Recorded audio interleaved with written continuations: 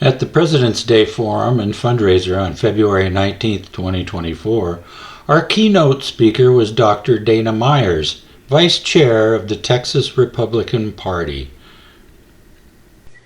Now, as you know, we look around this room, I almost feel sorry for the Democrats. They're trying to figure out what they call themselves, while we're actually trying to build a road toward victory in 2024. So that's good for us. But I remind people, remember that their logo actually is a jackass. And so that's something that they have chosen on themselves. But all kidding aside, I'm humbled and honored to serve as your Republican Party of Texas Vice Chairman. Yes, it has been 1 year, 8 months, not that I'm counting. I have been miles and miles across Texas, just like that song, multiple times, visiting, training, and listening. You can see the richness and diversity of our great state, her people, her good ideas, and her amazingly beautiful land. We really are truly blessed as Texans. So whether rural, suburban, or urban, my goal as your Vice Chairman is to give Republicans the tools they need, the strategies they can use, and the information they must have to make sure that we win back the presidency in November of 2024 and build a solid, enduring network for the future. This does include massive election integrity training that we have launched, because when we win, we will make sure that the lights stay on in the rest of America forever. And where does this victory road begin? The red wave that we often talk about.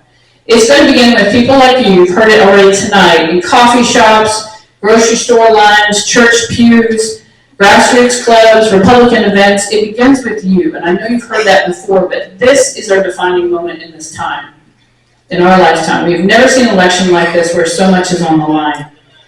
Red waves like the one we are planning in Texas to take back the gun-laden areas around the state, that will restore the rule of law to your courts, that have already begun to beat back the woke ideology in our schools, removing inappropriate books, and the DEI. Now, obviously, we need to do more. We will also secure our elections, strengthen our borders, and build a strong economic future for all Texans. You know, I look around this room and I see strong men and women here today, as well as young people, and I see an unyielding Texas force. When Texas puts its mind to something, we can achieve anything. We have put a man on the moon, we have dug a strip channel 50 miles inland. It's one of those things, well, if you dream big, you do bigger. And that's Texas. So let's talk about why this election is a turning point now in our history. And this is really so that you can go out and talk to the fence sitters who say, well, I don't know, I'm not sure I want to vote. Don't want to ruffle any feathers, don't want to get involved. We have 9 months, folks, till November. 9 months. And under that time, we've had left-wing control of our federal government now for over 3 years. Americans have been under assault culturally, physically, financially, and spiritually. We have the Inflation Creation Reduction Act that did just the opposite. We have the crazy green provisions that they're trying to shove down our throats, especially in the oil and gas industry and in the agriculture sector that was so eloquently stated earlier. We have solar panels and wind turbine blades that fail during freezes and can't be recycled. All the while, there are EPA flaggers now in the Permian Basin. I was just out there last week, where they are saying now they're going to regulate particulate matter in the air. And that is air that's coming from California fires and not from Mexico. It has nothing to do with Texas. It's all purposeful. And of course, we have extended subsidies to pay for everything for everyone because they try to buy votes that way. And of course, you're already aware of the 87,000 IRS investigators who are armed, but nobody for our border. And then, of course, we have the failed school forgiveness loan program that Biden tried once, was ruled unconstitutional, but now he's trying it again, because what better way can you buy votes right before an election? It's clear, it's amazing, and we have to stop this. And let's talk a moment about our open border. We'll talk about that more statistically here in a second. And of course, we have the international threats from China, nuclear threats from Russia, war in Ukraine, the Houthis firing at our fleet, and we have Hamas launching a terrible invasion into Israel with catastrophic effects. The world knows Biden is feckless and incompetent. So it's time that we, everyday Americans, must deal with the cruel outcomes and the soaring costs of these progressive policies. All you have to do is turn on the TV, talk to your neighbor. Even people not involved in politics know how bad it is right now. And this is our golden opportunity to talk to people, explain why we're conservative Republicans, and how to bring those people into the party. They want safe neighborhoods, they want their kids educated, they want a safe border, and economic prosperity. We've talked about historic inflation. I mean, how many of you have gone to the grocery store now, and when you go buy eggs, you feel like you're buying gold bullion in the frozen section? My goodness, it's ridiculous. And speaking of the border, this is the only time the Democrats have actually exceeded my expectations, because no one thought they could go as far as they have. What's interesting is that plan, if you go to the United Nations, it's called Office of International Migration. Their plan's been laid out on the UN website now for a number of years. I remember when Biden first got elected, we actually found that kind of by mistake. We were doing some research on the border, and it tells you clearly what the plan has been. First, it was Mexico and Central America, but their plan about bringing in all these other countries is well documented. I encourage you to go look at that. It now explains a lot of what we're seeing. So at this point, we now have greater than 8 million illegals alone that they'll cop to that have crossed into Texas and moved on to the rest of America. We have estimates of the experts saying between 10 and 14 million nationally. And think about this, the greater Houston area is 6 million people. That is a huge number.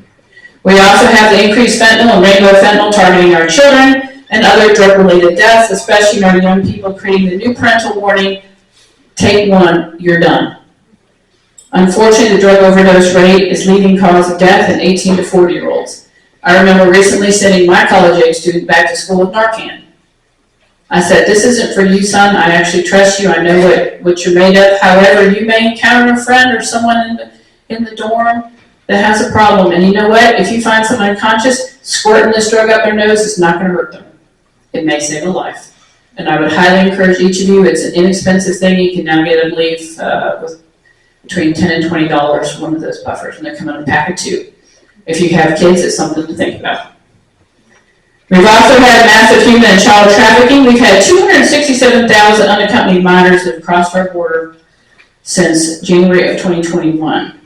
My question to the administration is, so where are all the kids? Because no one really can account for them. And then, of course, we have the escalating Mexican cartel violence, which now crosses into our border counties and is organizing in our Texas cities.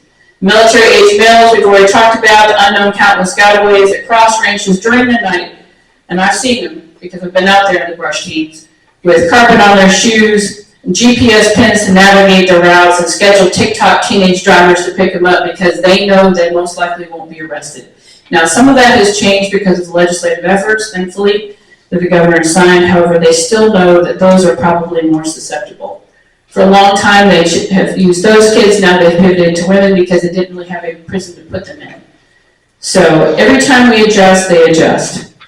Homeland Security currently estimates there are 40,000 cartel members in Houston. 40,000. And that's what they know of. The Heritage Foundation did an interesting study 2 months ago, and it came out more publicly. What they found, and I'm not sure how they did this with the government, but they actually took the GPS tracking device on the phones. You know, all our cell phones can be pinged. Well, they actually tracked the government-issued phones to the illegals and tracked to see where they went across the United States. Well, folks, we now have illegals in every congressional district in this country. There's a map on the Heritage Foundation website that you can go look at, and it's quite disturbing. And with that, of course, we have violent crime spiking, especially in our Texas metroplexes, coupled with an open border. There's nothing that I've seen that either Joe Biden or crazy Kamala has done to even try to attempt this, because I think it's purposeful. Another cause of crime increasing is the Dems' rejection of the idea of the rule of law. Democratic County DAs and judges who are releasing criminals on free PR bonds. Harris County, where I'm from, is the largest county in the state. It's also Gotham City without Batman. Crime is up 200%. Not as bad as the People's Republic of Austin, because you go there when we've had to be in ledge session, you literally feel like you're watching free-range chickens because of all the homeless and the drug addicts walking through the streets. There's absolutely no sense of law and order. And crime has crept into all our neighborhoods at all times of the day. And I'll tell you what, you guys know as Texans, this is not what our state is like. And this is not something that we should be afraid to have people go to the grocery store at 10 o'clock in the morning and think that they're going to be carjacked, or they're going to knock a little old lady going to Target because they want something else from her. And then I mentioned the cultural decay. We have woke education, lawlessness, and sense of entitlement. There's so many who've never worked or have forgotten the value of a hard-earned dollar. And then, of course, repeated foreign policy failures that weaken American security at home and abroad. Just 2.5-year anniversary into the terrible botched withdrawal of Afghanistan, we still have military people that I know from Texas that are still trying to go in and rescue those that were left behind. And of course, there's no discussion of the nuclear Iran deal that the Washington, D.C. folks are trying to resurrect. Crickets. So here's the cold hard truth, and this is why you're sitting here on a cold evening with me, listening to me talk about this. I think we all know at this point the progressive administration of Washington, D.C. is not just incompetent, this is purposeful. Not only are they trying to destroy the American public, they are specifically trying to destroy Texas. They know that we are an iron-willed people that will put up all kinds of resistance to this, which is why I think they're trying to flood our state. You know, part of the thing that I think people don't realize until you've actually lived in Texas for a while is that we actually live and breathe liberty and free will and independence and love of God, family, and country. And to us, that means something. And it's something that we are all going to be worth fighting for. The left has declared war on almost everyone. We have parents, school children, women, girls, men. Imagine, I tell people, a toxic masculine male, whatever that is, who meets a pregnant person. It makes no sense. Their words mean nothing. And I can tell you, as someone who's operated on a lot of people over my lifetime, I can tell what's real and what are the aftermarket parts. So, no matter what they think, we can still tell. Now, the military, law enforcement, and police officers, thank you in the audience, thank you for protecting us and doing your job. We will always support you. I can tell you, too, that the poor neighborhoods that you serve, those people are also waking up to what's going on in this country. And those are opportunities for us to bring people into the Republican Party. Traditional barriers in the U.S. Constitution are also under attack, and the feds continue to weaponize science to try to control us. Notice no one's talking about all those pesky diseases that are crossing the border. You know, you can walk onto a flight United with no vetting isn't illegal, and yet we get patted down and searched, and all our bags get searched as we get onto an airplane now. And so the other thing is the left wants to dismantle, rewrite, and erase almost all of American history because it doesn't comport with their narrative. Texans and Americans deserve better. They deserve a vision that puts Texas first, her people, her families, and their businesses. And they deserve committed conservative Republican leaders who will fight for them on every issue and who will ensure that this great nation they inherited is the same one that's passed on to the next generation. That is part of the reason why these primary elections are important. This is where our gladiators are chosen. These are the people who will represent you, obviously, in Austin, but they also represent Texas to the rest of the world. Fight like the Texans you are, and we will secure the Texas of tomorrow. And in closing, remember, be bold, be Texans, and never forget what you stand for. So may God bless Texas, and may God bless you all, and thank you for your attention.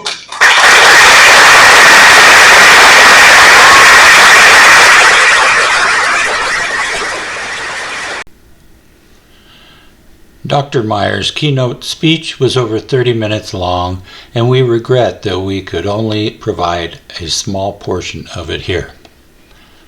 Thanks for watching. Be sure to like and subscribe.